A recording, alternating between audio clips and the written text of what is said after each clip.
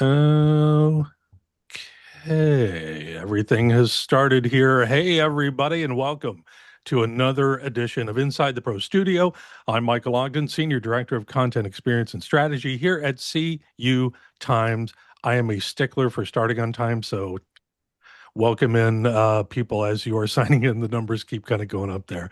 But I am joined today, fortunately, by my co-host, CU Times Executive Editor, Natasha Chilingerian. Hey, Natasha. Hey, Michael, and Welcome. hello, everyone. Welcome. I'd also just like to mention I'm also accompanied by my dog Deanie today, who will be Uh, on my lap if she behaves herself. We'll see how that's that right. goes. Right. Welcome. We sure have a lot to talk about today, right? Oh my God, we certainly do. Hey, Deanie, welcome to the show. Okay, here it is, folks. For the past several months, we've been following one of the bigger credit union deals of the year, the merger between Suncoast Credit Union and Launch Credit Union. It's an interesting thing for a lot of reasons. We're talking about two financially healthy credit unions choosing to combine. Once everything is completed, Suncoast will have roughly 21 billion in assets, serving 1.4 to 1.5 million members, and they're going to have a coast to coast presence across Florida, which is really cool. But the bigger story that this merger kind of tells us about where the credit union industry is heading. Questions such as, what scale what does scale, I'm sorry, allow credit unions to do today? What's driving consolidation among healthy institutions? And finally, there's one other piece that we're very interested in, especially today, and it's branches. At a time when we're hearing about digital banking and the decline of physical locations, Suncoast continues to invest in branches. It's really cool. With the combination of Launch, we're going to have roughly, or they're going to have roughly 96 locations across Florida. So that's what we're going to be talking about. And joining us, I'm so happy to have on the show today, is Ben Lemoine. Ben is Chief Financial Officer at Suncoast Credit Union. Ben, welcome to the show. Hey, good afternoon. Thank you for having me. Are you joining us from Tampa? I am Tampa, Florida. Great. I'm so glad you're here. So, everybody who is watching us live, as you know, this is a live conversation and we want your involvement. We love taking your questions as you think of them, your comments, your thoughts, even your emojis. You can emoji the heck out of it down at the bottom there if you want to, whatever we were talking about. But if you do have a question or comment, throw it in the Q&A widget or even in the chat. I will see them and I'll work them into the conversation and give you and your organization a shout out. But if you're really feeling bold, you can do this. You can raise your hand, hit that raise your hand button at the bottom. I will unmute you and you can ask your question live like an old radio call-in show. Okay. And I'll even go, Ben, you're on the air, or something like that. Anyway, okay, let's get to it. So glad everybody is here. So, Ben, let's start with the most basic and potentially one of the more important questions. Suncoast and Launch both emphasize that these are two healthy institutions, right? I was talking to your CEO, Kevin, the other day about it. But this isn't the case where one institution needs to be rescued or where financial problems were kind of forcing a combination. From your chair as CFO, what made the financial case for this merger compelling? Yeah, so first thing I'd say is that this isn't a rescue of any sort. Like you mentioned, we are two healthy, well-capitalized credit unions merging for a strategic purpose to provide as much value and impact to the members and the communities that we serve. So what drew us to it is that Launch is genuinely good at what they do. They have 60 plus years on the Space Coast, strong employees, and a culture that actually looks very much like ours. And that part is actually very important and more important than people think. The financial logic is pretty simple. When you spread out your investments across a bigger membership base, you can do more for everybody. So that means better technology, better products, without asking members to foot the bill at the end of the day. So Hmm.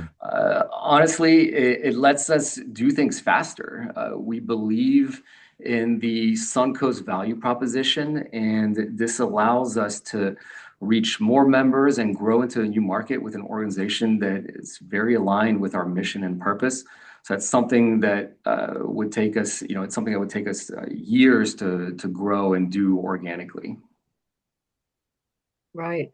Okay, thanks for that, Ben. So to follow up on that, another thing that we've heard about this merger is that Suncoast and Launch, they're not, this isn't going to result in any like branch closures or job losses. Some other mergers that we hear about, of course, it's, maybe it's rescuing a credit union that's poor financial condition. This is not the case here. Um, if you're not eliminating branches and you're not eliminating jobs through this combination, where do the financial efficiencies and the strategic benefits of this deal come from? Yeah, it's funny. I get this question a lot, especially from people, non-credit union organizations asking where we're going to cut and what are we going to do? How are we going to make sense of it? But because mergers, outside of our industry typically mean something is getting cut. And this is not this. The efficiency will come from scale and not subtraction here. So when you've got a bigger base to spread our fixed costs across, everything gets a little more efficient on its own. And we take that and put it right back into people, branches, and our technology. So we've actually committed to $15 million give back to launch members, a $5 million investment in Brevard and Volusia communities. And that's the efficiency that's going straight back to where it belongs, which is to the members. And that's what we're leaning on. And we're going to grow into this combined organization as opposed to cut anything. Now, I appreciate the kind of fun foundational conversation part here that we're setting up because we are going to be getting into this branch discussion. And I do want to point out, I forgot to point it out at the top, that all of our images are different branches.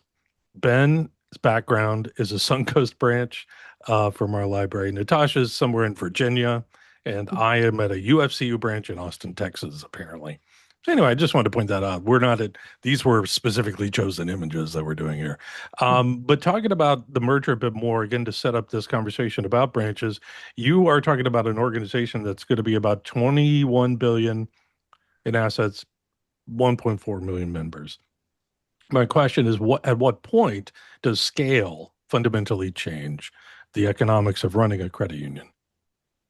Yeah, I think there's a real tipping point with big fixed costs, such as Hmm. cybersecurity, fraud tools, digital platforms, compliance. Those are brutal to afford at $1 billion and much more manageable at a $20 billion institution. So this was particularly attractive from the launch side coming into this merger. So there are things that we can do today at a 20 or a $22 billion institution that just aren't practical at a $1 billion institution. And those happen to be exactly what members expect now, and particularly on the digital side. But I put an asterisk on all of that because scale only matters if you actually use it well. And the math changes, but ultimately the mission behind it does not. Hmm. Yeah. So let's broaden this out a little bit because, and just kind of look at more of the whole industry, just, beyond this, the Suncoast and Launch combination. Obviously this is bigger conversation than just Suncoast and Launch because we have been watching some other very large and healthy credit unions combine Oh yeah. around the country. So Ben, from just looking at this more broadly, I guess, just kind of with the industry, from your perspective as a CFO, what are there any economic pressures that are making scale increasingly attractive for credit unions that are already healthy? Yeah, I think something everyone can relate to is that everything keeps getting more expensive. The technology, the security demands, the regulatory load, and at the same time, members expect more from their financial institutions. And so we're seeing a lot more $5 to $10 billion credit unions merging, and it makes sense, particularly when credit unions stand on the interchange income cliff that happens when they cross $10 billion. So for those institutions, you have to scale to 13 or 15 as fast as you can to start offsetting some of that income loss that you're experiencing. Scale is essentially what helps you keep funding those infrastructure investments while staying financially sound. And that's really the pressure that everybody's feeling. And the scale is that's where the scale comes in and can help. And that's something I want to dig into, but I want to say two things very quickly. One, audience, if you have any questions or comments, please pop them in that Q&A widget down there or even in the chat, whatever you'd like. We'd love to hear from you, just what you're thinking about when it comes to branches, growth, and everything that we're discussing here. Second, speaking of expensive and technology, Ben, I have to go buy a new Mac desktop this weekend, and I'm so upset about it and how expensive it is. The last time I bought one was 10 years ago, and now it's going to be like $4,000, and I'm very Oh, mad. really? Yeah. Are you seeing those kind of costs hit you? Pretty much, yeah. I'm surprised with that $4,000 price tag too, Michael. But Oh, it's an Apple, that's why, and I can't stop buying Apple products. That's a personal issue. Yeah. I had to Anyway, we replace should my we should have a whole AirPods, show. so you know. Yeah, I had right. to replace my AirPods because they went missing. Ugh. It was only 100 though. So it wasn't But too I'm bad. so mad about it. Okay, let's dig back into the conversation because Ben, we hear a lot uh, that consolidation is a choice, but there are also some very real economic pressures happening. Does the economics of running a credit union eventually create kind of a point where small and mid-sized credit unions or institutions simply can't make all the investments, members expect without finding a partner? I assume that's a yeah. Yeah, I mean, I wouldn't paint it as inevitable because plenty of smaller credit unions out there are doing great, and usually those are the ones that will have that have the really deep local relationships or ties to a particular organization or a large organization.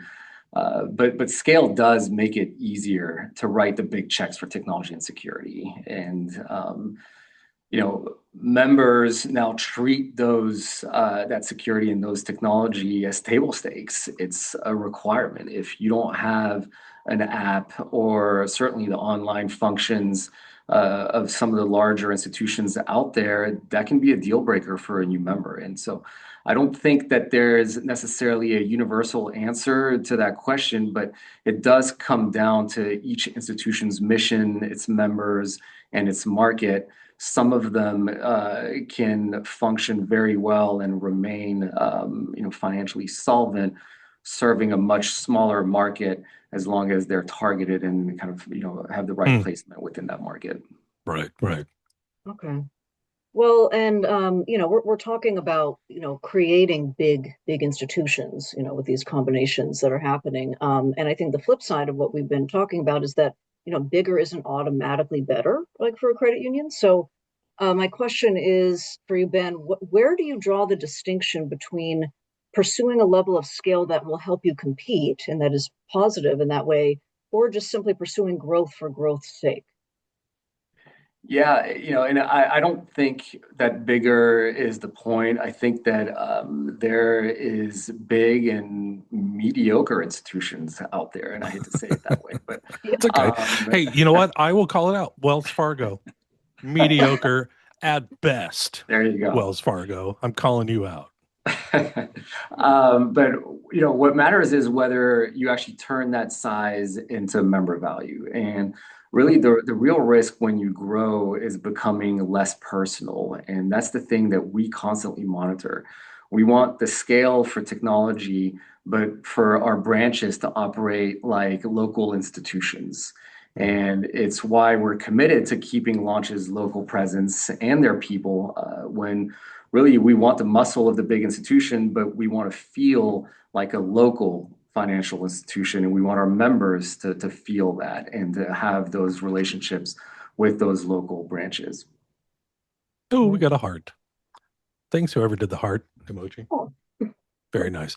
Ben, I want to shift, Natasha and Ben, I want to shift over to kind of the other side of this conversation, to the next topic that really directly connects everything we've been examining very closely at CU Times, which is in our latest executive briefing, and our pro members can check it all out. It's online now, but we took a look at this month what's happening with credit union branches across the country, where they're opening, where they're closing, what the numbers really tell us. And honestly, it was an insane look at how baffling the NCOA numbers are wrong. If you guys want to take a look at that. Anyway, but Suncoast in this instance, Ben, is particularly interesting in this whole context because We hear constantly that banking is becoming digital, and thank God it is. That's fine. But Suncoast continues opening and investing in physical locations. My question is, why? Yeah, that this it's an interesting question because we've and there was a Wall Street Journal article about this not too long ago because we've seen a reversal from the larger banks with more branch openings than closures in the past 18 months. So the branches are dead narrative doesn't match what we see at all. And when it's a big financial decision, members still want to sit across from someone they trust. Heck And yeah. Yeah. we see digital and branches as complementing each other, and members bounce between them all day. It's two sides of the same coin. They're using the digital piece, but they're also coming into the branches, and branches are where we do in-person financial well-being work and the education, the advice. You can't fully replicate that on the app, and you need that personal touch, and we strive to have that personal touch in relationships still. Mhm. Okay. Right. Well, let's dig into that a bit more and talk more about like the economics behind opening a new branch. Mm. How has the business case for opening a branch changed over the past, say, 5 to 10 years? It's interesting. I guess if you could look back 10 years, that's like pre-COVID. And so I know we had kind of that was an interesting time as we were expecting all the branches to Mhm. close. And then, that didn't happen. And it's been fun seeing kind of the journey of just the purpose of the branch changing and so many opening up. But Ben, so let's say, like, just looking at it from a business case perspective, at Suncoast, when you're evaluating a potential new market for a branch, what kinds of numbers are you looking at? So we try to look at the whole picture, and that includes population growth, demographics, member demand, deposit and lending potential, and then where's that community headed long term? There's no really single number that makes the call. We're Mhm. asking where our current and future members live and where they work and where are they raising their kids. And in a state growing like Florida, that's something that we want to stay a step ahead of and not follow the growth, but try to anticipate where things are moving to and kind of position ourselves strategically from that standpoint. And kind of back to the original question, because I think we uh, diverted a tad. Have the business cases for opening a branch changed over the past decade to half decade? Have they changed? Maybe, but the intent to continue to grow through the branch network has not. And I say that because Mm. we see growth where we expand our physical presence, and it comes with it. And it's part of kind of building those relationships within those communities and having that presence there for our members Mhm. is we find particularly important. Personal question, Ben. Do you like going into the branch? Um, do I do I like going into the branch? So I don't know. I guess, it depends. Yeah, If it's something that if it is that larger decision, or if I need to talk to somebody, then yes, I do like to go into a branch, and I sure. like to go into credit union branches more specifically because, they know you. Heck yeah. And that being said, if I can do everything digitally, I would prefer to do everything digitally. Uh, Mhm. but for those larger decisions, and especially if you're looking for that advice, having that face-to-face conversation, I think makes a lot of sense, and it is something that that I think is important. Yeah, and I didn't mean to like put you on the spot there exactly because I was thinking, because myself, I agree with that. But that's why I have two credit union memberships. One's all digital that I Yeah. love, and one has a branch close by. So if I do need to like really get into it and whatever, I have a security blanket, to Yeah. kind of run And to. and the reason I hesitated is because, a lot of people see it as an inconvenience to go into the branch. Oh, That I don't, I guess. That being I said, yeah. it's you want to have it there for when you need it, Okay. and having that presence and being able to see it, and there's people have different needs as well, and so it's not all transactional, it's also advisory as well. I have to ask Natasha, do you like going into a branch or do you ever? The last time I went into a branch was when I needed a big pile of cash, actually, to purchase my current dog that's on my lap. Oh, right. Okay. And Dog money. it was Yeah. I was up in Oregon visiting my parents, and it was a IQ credit union branch. And I Hmm. was just blown away. They're so nice. Like you go in there, because normally when you're out shopping or out, a lot of people, a lot of customer service people can be Right. grumpy but I was Right. just blown away. It's like, oh, there's just, I feel like they truly care about what's happening and what they're doing. So yeah, I Hey, would say I man. like it, Yeah. but it's rare that I go in. Yeah, that's why we love this industry. People are so freaking nice. Okay, I'm going to stop talking about this right now. Back to you, Ben, because this is something I find very interesting because historically it was relatively easy to understand what a branch was supposed to do. You opened the doors, brought in deposits, made loans, generated a return, that kind of thing. But do you still expect a new branch to generate that traditional financial return, or has the role of the branch become broader than that? So I would say from the CFO standpoint, it still has to pencil out. But that being said, I've also come around to a fuller view where a branch does more than just transactions now, as we just kind of talked about, and such as whether it's a member acquisition play or relationships, financial education, community presence, depending on the market. We have some branches that are deposit heavy. We have some other branches that may be loan heavy.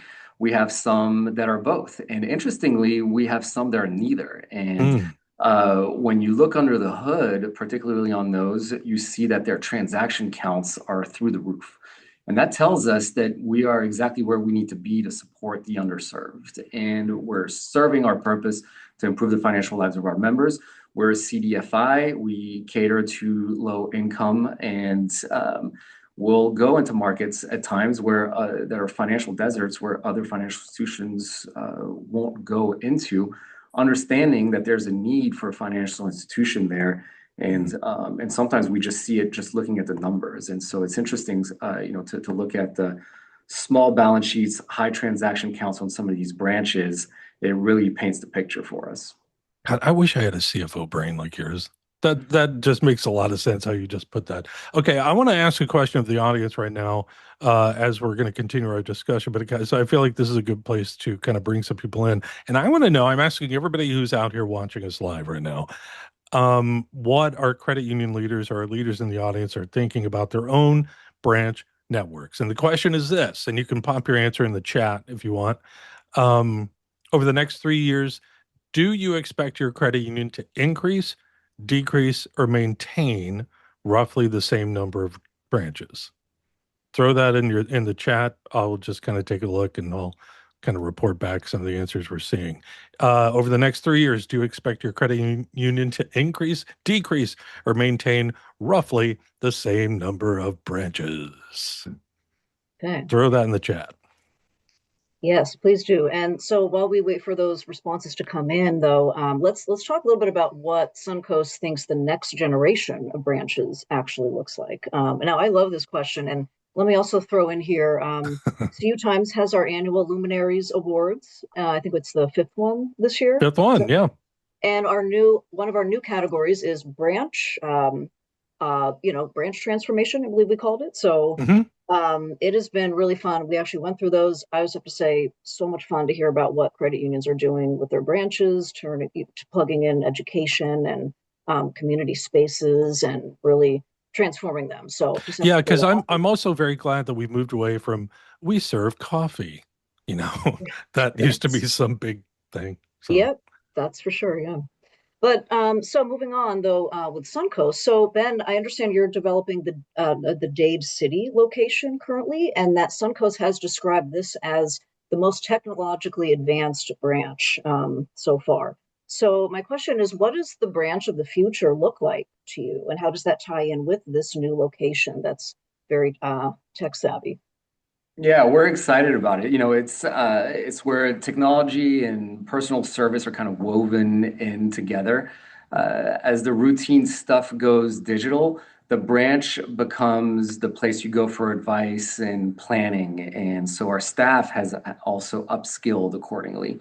That's why we're building in, private meeting spaces where more people are coming in about to talk about their mortgages, retirement, investments, or their business, and not just to cash a check. So it's shifting from a place where you go to transact to a place you go to figure out your financial life, so to speak.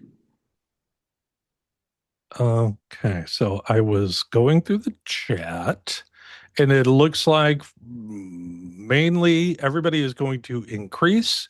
There's one maintain, there's one increase very selectively. So, to the question of over the next 3 years, do you expect your credit union to increase, decrease, or maintain? It looks like the vast majority is going to increase. And Bill, Luke, Melissa, like all the people, Kelly, thanks for answering. And I'm glad you're here. Okay. Um, that's what the audience is saying. So, Ben, hearing those answers there, what do you think the credit union leaders are getting? Maybe getting, not the credit union leaders here necessarily, but what leaders out there are getting right or wrong, maybe about the future of branches?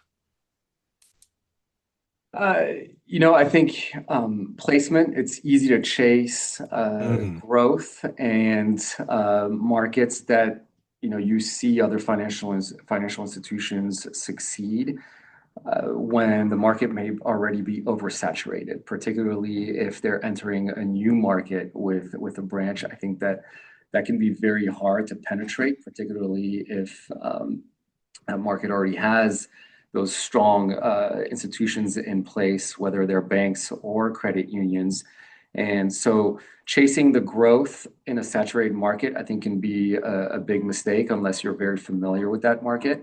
And I think we've seen over the years that everybody thought that we talked about this a little earlier, is that the branches are dead. Where we're seeing that that's very much not the case, and even the younger generation, they still like to go into the branches. They like to see that the branches are there at the very least, and so yeah, I would say, we continue to grow that network, and hmm it's an important part of what we do here at Suncoast. But we're also very careful on how we do it and at the pace at which we're doing it in. Okay. So just starting to wrap up the branch portion of the conversation here, going back also with the merger with Launch, that adds kind of an interesting dimension because through that merger, you're going to be gaining branches in markets that Suncoast hasn't historically had the same physical presence. So wondering how will you evaluate the performance and the strategic value of those new locations that you'll be gaining from Launch? Yeah, so the goal there is not to consolidate. It's actually going to be the opposite. Those branches that come with 60 plus years of relationships, we don't want to unwind that. That is a huge asset and provides a lot of value. So we've actually also broken ground on a new branch in that market already, and it Oh, was a property that staff had already identified. We looked at it and we decided to kind of to move forward with it, and that actually expedited that. They weren't expecting to do that for another few years. I think that's where the scale kind of comes in. We thought there was a great mm, opportunity, and so we're moving forward with that. Now, the people in the current branches, they know their members in a way that you can't rebuild that overnight. And we're entering the Space Coast trying to reach more members and not shrink the current launch presence. can I ask you about Space Coast? I haven't been over there in years. How is it? I assume it's grown a lot. It has, and quite frankly, I had not spent that much time over there. I Yeah, haven't been there in probably 15 years, but it has grown a lot. And I think much of like Florida, there it's an attractive place to be. And sure. when you look at the weather and certainly the no state income tax and all the things that makes Florida attractive, it continues to grow just like all the coastal areas of Florida. Yeah, it's also where I Dream of Jeannie took place. Oh, So, Just throwing that out there. I do have a question from the audience. Luke Bunky uh, asks of you, Ben, do you own all of your branch locations or do you structure leases or any properties to gain market entry? We own the vast majority of the properties. Sometimes we're in areas where we have to lease, but for the most part, we own most of our branches. All right. Awesome. Luke, I'm trying to look up where you're from. Throw that in the chat. I'm going to call you out. So, Luke, thank you for that question. Ben, back to you really quick. We were talking about the branches you broke ground on. You were talking about the 60 years, this legacy feeling and legitimacy that you all have with both Suncoast and Launch. You expect to have roughly 96 branches as a combined organization. If we're having this conversation in 5 years, kind of like what I was asking the audience earlier, does Suncoast have more than 96 branches or fewer or roughly the same? What do you think? I'd bet more. Florida is one of the fastest growing states in the country, and we intend to grow right along with it as we have. And I think that that means more branches for us. We'll keep making the call based on where our members want us, and Hmm. then, our history and investing in physical presence. I think will continue, and I don't see us pulling back from that anytime soon. Okay, nice. Okay, so Ben, let's kind of talk about like looking ahead to the future a little bit. Now, you've been at Suncoast for a little more than 2 years now, is that correct? That's right, 2.5 years now. Okay, so just kind of reflecting on your time there, is there anything that has surprised you regarding like just the economics of running an institution that's now approaching 20 billion in assets? Is there anything about that that has surprised you compared with maybe what you expected when you arrived? Anything? What have you discovered or learned on that? I think the what surprised me honestly is uh, how much doesn't change with size, and it still comes down to serving our members well, managing risk, and investing in the organization's future. And the numbers, may have more zeros at times, but the Mm. discipline and the mission are the same. And if anything, what stuck with me is how much good you can do with a balance sheet this size, and you can actually if you can actually deploy it, thoughtfully, there's the impact is great. And I think it's something that as credit unions, we all strive to do is how do we increase that impact to our members, to our communities, and having more scale to do it. That's just the fun part of the job. Awesome. By the way, Luke Bunke is from North and South Dakota. Luke, thank you so much for your question there.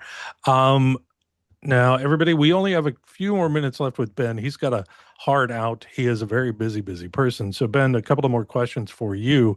But again, audience, if you have a question, we can pop it in still. Um, Now you are building financial plans for even a bit larger organization than yesterday. As of, I think, what does this all take effect? September 1st? Yes, The, September 1st, next week. Yep, yeah, next week. So what as CFO, I assume you're remaining CFO for this merged organization, yeah? I am. Yep. Okay, good. Then we're talking to the right person. What's the biggest variable that's hardest for you to predict right now? I think without question, it's the economy. Okay. When you look at what rates are doing, inflation, how consumers are reacting to all of it, particularly in these current challenging times, I think we're seeing members struggle with affordability, and Mm, you throw that into the mix, and everything's just moving faster and faster. So we're building our plans and certainly the budget as we enter budgeting season with flexibility and enough capital really to take a punch during those economic downturns. And so the whole point is really staying steady enough that our members never feel the turbulence in their service, and certainly in the movement of their money. yeah. And so specifically, you did say the economy. Is there anything in the economy, like interest rates? Is it debt quality, credit quality, anything like that? think right now with rising rates, it makes affordability that much harder, and we're seeing that members are having a hard time making ends meet.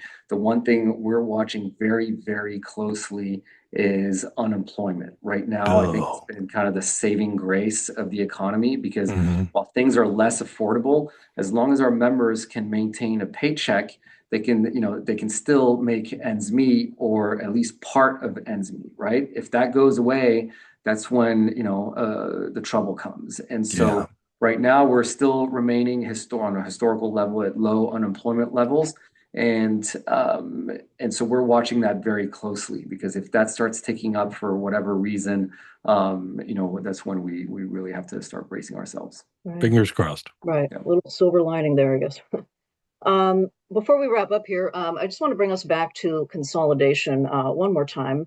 Ben, does this merger with Launch, do you think it represents the beginning of a different chapter in Suncoast's growth strategy? And should we expect to see more mergers and acquisitions to become a significant part of how Suncoast grows in the future? Is this just looking ahead? Do you see more potentially?